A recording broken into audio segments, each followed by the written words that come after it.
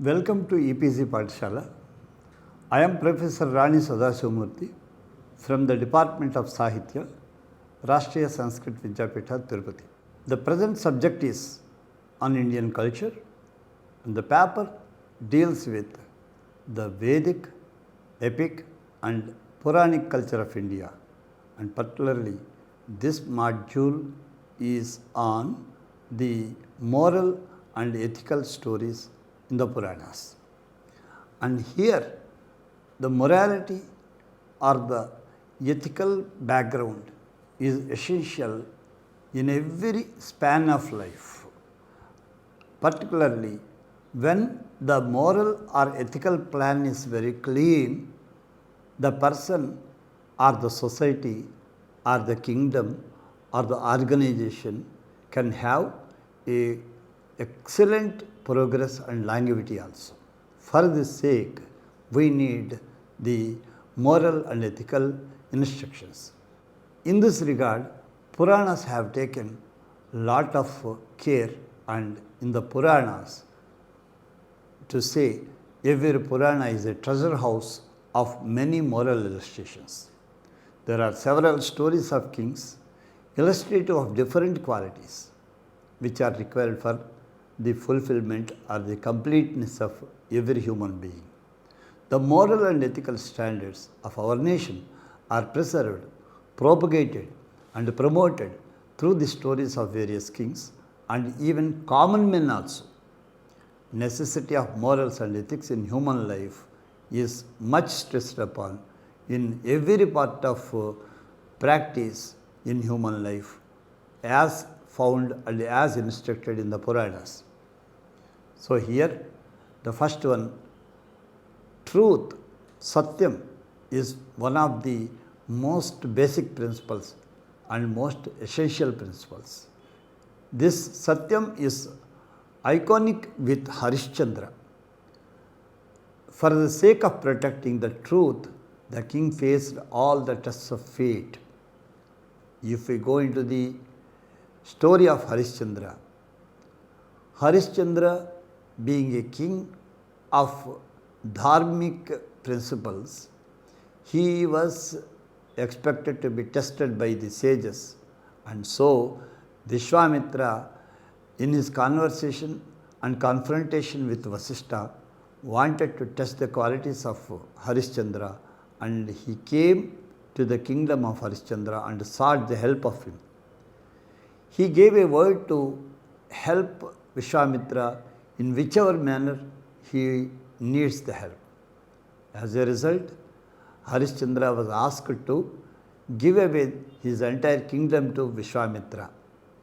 So he left the kingdom with his wife and his little son Rohita, and then they were dwelling in the forest, and at one situation he had to abandon even his own wife. He had to sell his wife to repay the debt of Vishwamitra, and then he had to sell his wife, and he had to sell his own son also for the sake of repaying the debt of Vishwamitra. And finally, he became the caretaker of a burial ground, and there he was about to kill his own wife. Though he knows that it was his wife, he wanted to kill her for protecting Satya. That's why Satya is identified as the other form of Harishchandra. In this manner, Harishchandra's life instructs us to be the followers of Satya. And then Nala, king of righteousness. He is the representative of Dharma. That's why the king Nala is an icon of Dharma. He prepared himself to lose his love for Damayanti for the sake of the word he gave to the Dikpalakas in the Swayamvara. So all the other Dikpalakas, assuming the forms of Nala, they appeared in the Swayamvara Mantapa along with Nala. Nala knows this, but he didn't reveal himself because of the word given by him to the Dikpalakas. But due to the interest and the impact of her love for Nala, she could identify Nala, and then she married him. And after the marriage of Nala and Damayanti, they were a good pair, ideal pair in the society. But when he knew that he is about to become a daft person due to the curse of some people, and he left his wife with a thought that at least she would be safer, and led an insignificant life in the kingdom of Rituparna with a name Bahuka. And finally, because of his dharmanishta, he was saved from being insignificant forever. So that is the life of Nala, which instructs us about the importance of dharma in human life. And then Kartavirya Archana was the incarnation of Sudarshan Chakra. Once Sudarshan Chakra, the divine disc in the hands of Vishnu, had a great pride, and he started thinking that in every victory of Vishnu there was a lion's share of Sudarshan Chakra. It was the thought of Sudarshana. And because whenever Vishnu wanted to kill a demon, he used to hurl Sudarshan Chakra. That Sudarshan Chakra reaches the demon and it cuts the head and kills the demon. That's why what is being done by Vishnu? Nothing. Just he is releasing the chakra and the chakra is going and killing the demons. That was the content of this Sudarshan Chakra, and so he had a lot of pride. Then Vishnu, having known the thought of Sudarshan Chakra, suspended him from his court, and he said, I will be born as Parshurama, during which avatara I don't take your help, and I will kill yourself also. Be ready, like that. And due to the curse of Vishnu, Sudarshan Chakra was born as Kartavirya in Haihaya Vamsha. Having been born as Kartavirya, he again became the disciple of Dattatreya. His life was not a mean life. His life was not a neglected life. And he learned under Dattatreya all the Vedas, all the Shastras, all the other sciences. And after learning all kinds of knowledge, he became a great Yoga Purusha also.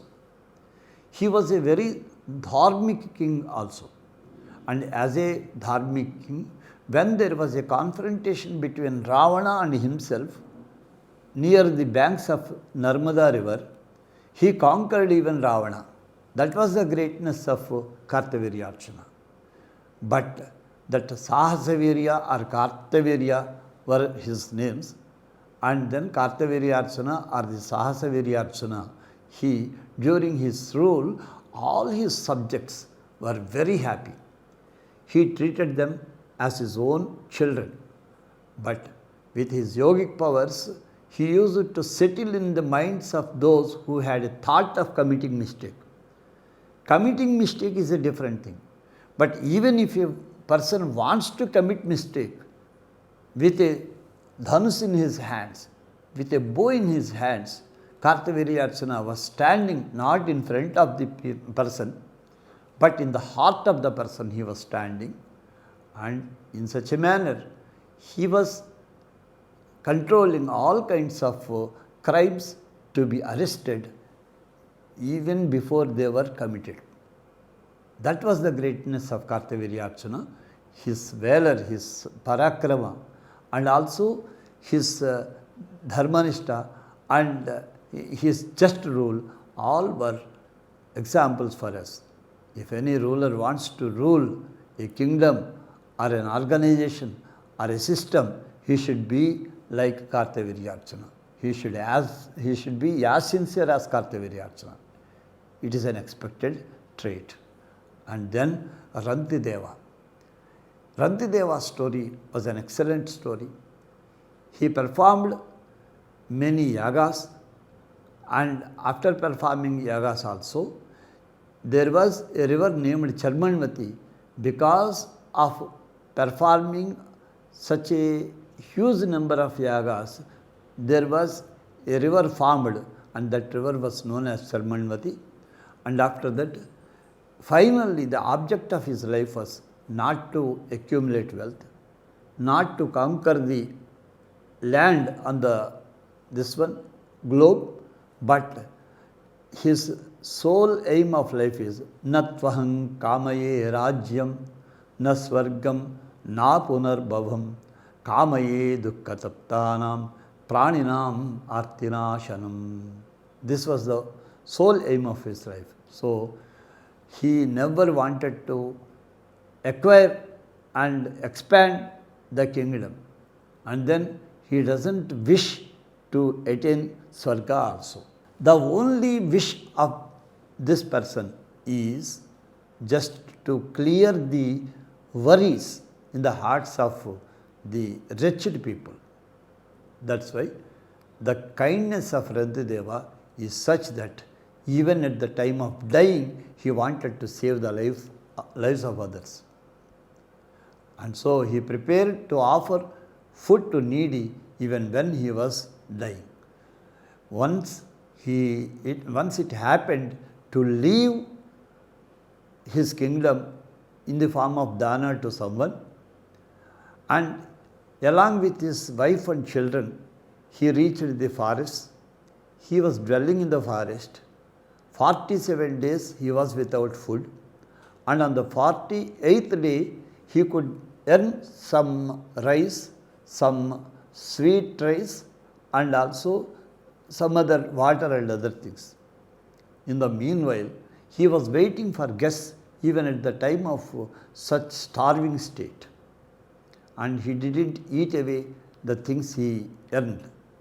He was waiting for some guests. When he was searching like that, some people came there. One person with 4 dogs came. The rice was offered to him. Another Brahmin came.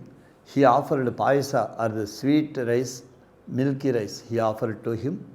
And after that, water is there. That water is offered to someone, and himself and his family members fell down dead on the ground.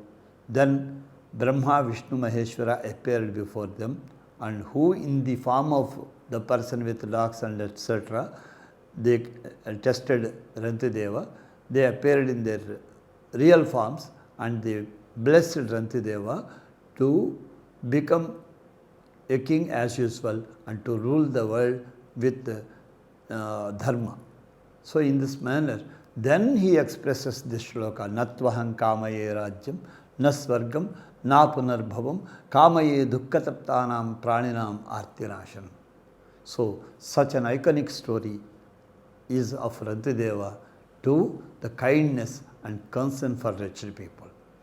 And next, Bali Chakravarti, one of the 8 Chiranjeevins. A Chiranjeevin is such a person who lives forever without death.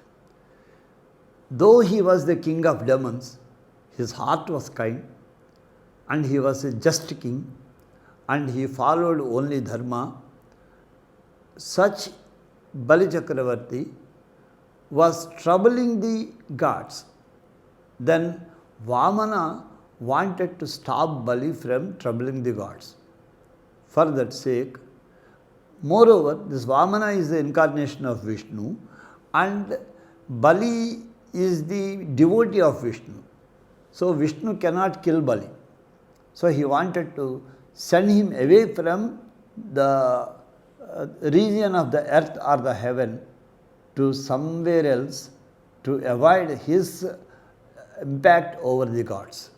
That's why Vamana entered the Yajnashala where Bali was performing Yajna, and Bali, on seeing this very tiny, shortest, dark-formed Vamana in the form of a celibate brahmachari, and he wanted to give him some boon. Then Vamana asked Bali to give a 3 feet of land. Shukracharya identified that this Vamana is not an ordinary person, he is none else than Vishnu. He warned Bali not to give any word to Vamana. But he said, Bali, very classically and very devotedly and very humbly, Bali said at that time that if he were Vishnu, there wouldn't be any other person than me to be the most luckiest. And if he were not Vishnu and just a small dwarf, if I deny his request, everybody will blame me. That's why I decided to offer the 3 feet of land to him, and please don't stop me, he said, and he offered the dana.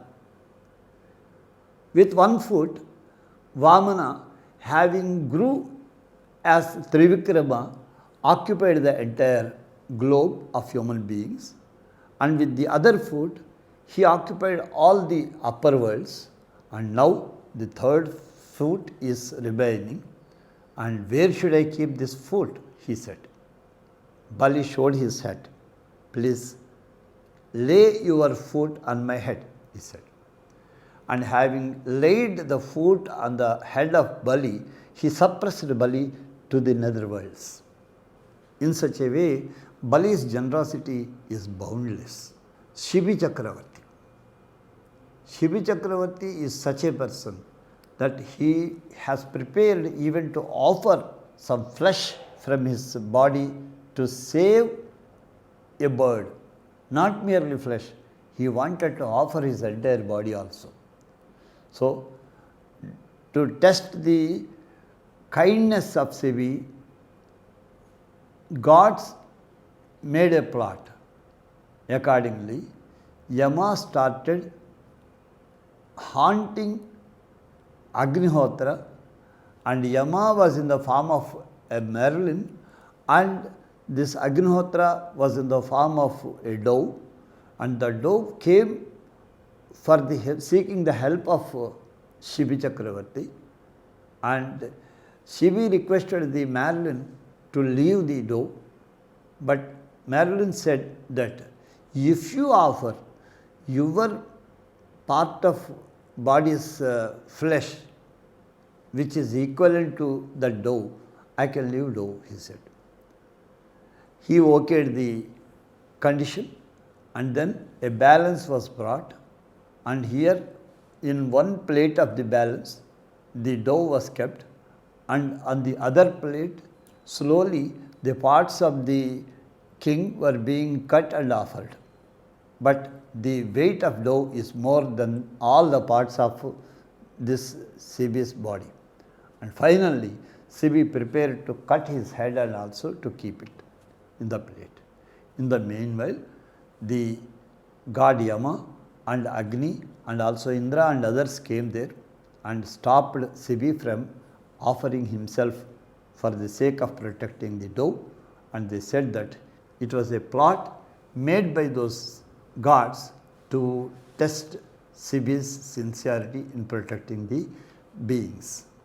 So here in the story of Shibi, we can see how he is kind towards even the small creatures. Next, the Pururuvas. Pururuvas is one of the 6 Chakravartis, and he helped even the gods, particularly Indra, in the war against the demons. And during that time, he mounted upon the back of Airavata. He took the Vajrayudha of Indra and he fought against the demons and he killed them. That was one extreme where we can see the extraordinary valor of this Pururava, whose other name is Vikram. And then in the Sabha or in the assembly of Indra, he saw Urvasi and he requested Indra to make her his wife, and Indra allowed Urvasi, and due to some conditions, Urvasi got separated from Pururava, and Pururava went in search of Urvasi, and finally he tried to get associated with her by the grace of the gods. So this story of Pururava is exemplary in two ways. One is exemplary for his extraordinary valor and exemplary for his extraordinary love for Urvasi also. And the next one is Garuda. We know Garuda is the son of Vinata, the wife of Kashyapa, and Kadruva is Nagamata. There was once a bet between Kadruva and Vinata regarding the color of Puchaisravasa, the horse of Indra. Vinata said that entire body of that horse is white, but Kadruva said, except the tail, every other part of the body of the horse is white, but the tail is black only.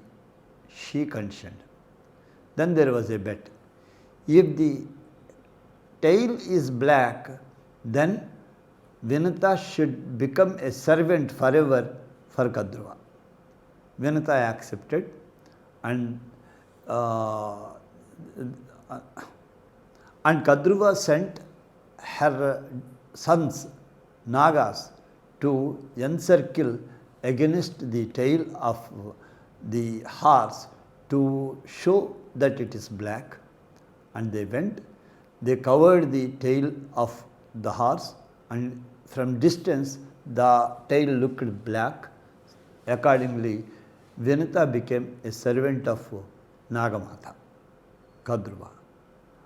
After many thousands of years, when the son of Vinata grew up, this Vainateya, this Garutman means one who has the strongest wings. Such a bird he being, he wanted to relieve his mother from the slavery to Kadruva. He approached Kadruva. Mother, please tell me, by doing which act I can relieve my mother from your slavery, he said. Go and bring the Amrita Bhanda from Indra so that I will relieve your mother, she told. Immediately he went to the court of Indra and he fought with the people who are the protectors of the Amrita Bhanda, and he took away the Amrita Bhanda and was coming back to Kadruva. In the meanwhile, Indra stopped him. He threw the Vajrayudha over him, but with a simple quill as a reply to Vajrayudha, he could attack him and he defeated even Indra. That was the strength of Garuda. And afterwards, he explained Indra why he had to take this Amrita Bhanda towards Kadruva, and he said, I will take and I will give it to her and I will bring it back. You need not worry. I do not allow the Nagas to drink this Amrita, he said. And just as per the word given to Kadruva, he has handed over the pot, and immediately he took it back and placed it in the heaven. Because of his love for his mother, he did all these things. And because of his Matru Bhakti, Vishnu was pleased with the movements of Garuda, and Vishnu made him his Vahana. So, Garutman is the dearest Vahana for Vishnu. So, in this manner, we can see the Matru Bhakti of Garuda, and it is an ideal for all of us to worship our mothers. And then Dharma Vyadha and his dutifulness.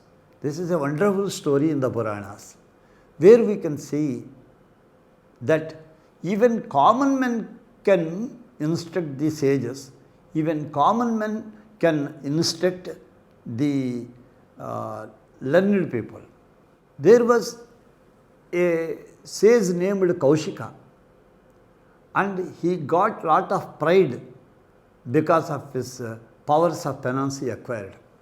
Through tapas, he acquired lot of powers, and as a result, he started, just he looked at the crane in the forest with serious looks, and immediately the crane fell down dead. And afterwards, he reached the house of a Pativrata, and she saw him, she identified him, and immediately, while he was angry for being delayed in offering the alms, he showed his anger towards the Pativrata, but that Pativrata warned him, you please don't look like that, it won't affect me. I know that the crane in the lonely forest was made into ashes by your looks, but I am not such a crane to be ashed by your looks, she told. These words of Pativrata made him stunned, and then he requested her to instruct him what is dharma and how she could get all these powers. Then she recommended him to go to this Dharmavyadha, a butcher, and she told he would instruct you the dharma. So he went to Mithila. When he reached the place of this Dharmavyadha, Vyadha was a hunter. He was living upon selling the meat of animals, and when he reached, he was in his shop. He was about to offer his meat to his customers. Then this Kaushika reached, and soon on seeing Kaushika, this Dharmavyadha identified, yes, if my guess is correct, you are sent by that Pativrata to me. Am I right? He said. This is a second stunning instance for him. So Kaushika asked, how could you know all these things? No, actually I don't have any extraordinary powers, but every day I serve my parents. Every day I respect my elders. Every day I offer my prayers to the gods. And from the income of every day, I make it into 4 divisions, and I offer a part to the needy, I offer a part to the gods, I offer a part to my servants, and with the 4th quarter I survive. This is my way of life. Because of this, I could get this kind of powers to know about you and your history also, he said. Then this Kaushika requested him to instruct dharmas, and when Dharmavyadha instructed him different dharmas, he went back home and he started serving his parents and also started living a dharmic life. So this is a wonderful illustration for us to know the dutifulness of Dharmavyadha, how that dutiful nature made him great. And next, the Dadhichi, Nastyadeyam Mahatmanam. When we want to offer something to others in the form of dana, what can be given and what should not be given? It can be a question. But here, if we see the instance of Dadhichi, it was very great. When there was a clash between Indra and Vritrasura, and Vritrasura should be killed only with the backbone of some says. So where is that backbone? That's why Indra started searching for it. And Brahma and others advised him to go to Dadhichi. Dadhichi was a Parama yogi, and such a yogic person is never seen, and it is not possible to see him forever. Such a great person he was. That's why this Indra, having gone to Dadhichi, requested him, Sir, I need your help in killing Vritrasura. Okay, granted. What should I do? He said. Nothing else. You please give your backbone to me. Then, with the help of that backbone, I want to kill Vritrasura, he said. How could it be possible? If were somebody else in the place of Dadichi, the request of Indra could have been denied. But it was Dadichi. He said, okay, take my backbone. He offered his body. But with no weapon, Indra could cut the body of Dadichi. Then he requested, what should I do to get your backbone? He said, no, you release your Kamadhenu, and if it licks my body, my skin will be peeled, and then you can take my backbone. He gave the idea also. Accordingly, the Kamadhenu was brought from Swarga, and Kamadhenu licked the body of Dadichi, and the skin was peeled, and the weapon, that is the backbone of Dadichi, became the weapon in the hands of Indra, and it became a Vajrayudha. Because the body of Dadichi itself is Vajra Sharira, and the backbone of Dadichi also became a divine weapon, Vajrayudha. Ever since Indra was named as Vajrin. So that is the greatness of Dadichi's offering. Nasti adeyam mahatmanam. For a great person, nothing is not fit for being offered to others. That means everything and anything he can offer to others. So such a great person he is. And after Dadichi, we go to Rama. While each of the kings, so far we have seen, have different qualities to be presented. Each king is an icon of one quality only. But in Rama, we can see all these qualities. As a pool of all these qualities, we can see Rama. That's why, firstly, he holds a chapa, that is bow. The bow he took in holding the bow is Kshatriyaihi dharyate chapaha artha shabdo na bhavediti.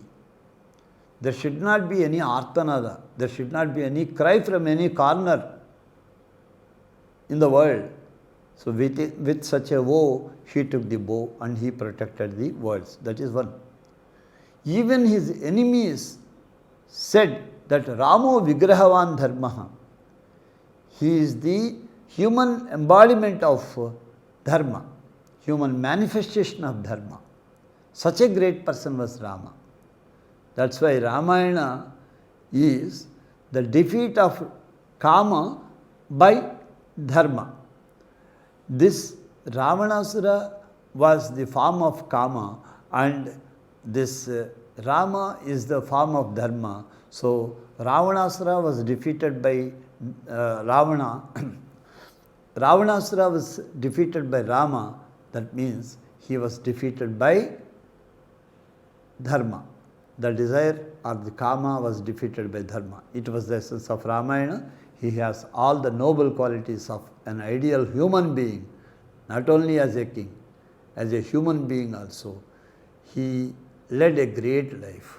So, in this manner, we have seen Sarirasya Gunanancha Duram Atyantamantaram Shariram Ksanavidvamsi Kalpantasthayino Gunaha. The Puranas suggest that everyone to give utmost preference to developing a good character and noble qualities for the welfare of society and individuals.